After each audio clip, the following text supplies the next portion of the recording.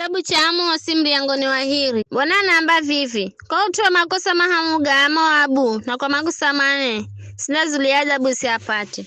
Kwa ukalama hiyo cha misoza ya mtawali wa Edomu hata ikikala choka. Nda gwiza moensi ya Moabu na uondo chango miza Kerioti. Na Moabu mandafa keza kululu za viha. Kiriro na lonzo la gunda. Nda mtosa mtawalika izao. Nda lago vilongozi ya unga nae. Bwana namba vivi. Kwa utuwa makosa mahamuga Juda na kwa makosa mane sina zuliada bisi apate. Kwa ukalama kala sheria ya Bwana na kamagure malagizoge. Maneno gaoga ulongo ukosesha ngira. Maneno gaga ulongo ndigo marigo tuwa ao akare yao.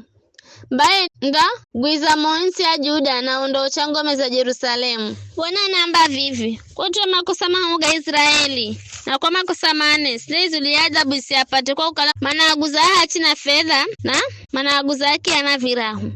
Manaonera maskini jomu hataka mana kusohera. Manalasha hachi atumasio zadima. Mtu na ngwanae manalala na mche mwenga. Na kwa ngira hii, manarangi za nyenye zina rangu eri. Manalale ranguo za kuenda kugwago mfunga ni adheni. Kehina kila kijacha kwa mbozira sadaka. Na keza nyumba ya mlungu wao. Manano divai ya atumaro pigwa faini ya fedha.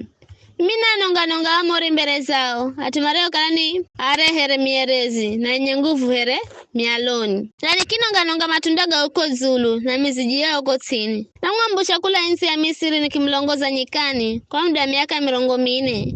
Ili mkaihale insi ya Amori. Bwana namba. Nanu ule manabii kula keza ana enu. Na nikisagula angine keza ana enu. Makala ya Nazareti. Hedu vinone na jonu ya Israeli ni ulongo. Bwana namba. Ila mkiahenda Nazareti manu divaigo nyamu lagiza manabii masimboze unabii. Lolani bevivi. Tamuhenda mremererwe. Heregariro zala msere rimerererwasho. Na hata atu yenye malo manji mandakosa chimbiriro. Atu yenye nguvu mandakosa nguvu. Mashujaa kamandati cha maroho gao. Ahendi ya maha kamandadi makuima. Na atangwa magulu kamandazi tisha. Apanda farasi kamandati cha maroho gao. Na wenye moyo wa kutoa goha kitu kaizao mashujaa. Sikiyo manda chimbira huhu. Visho ndo ambasho Bwana.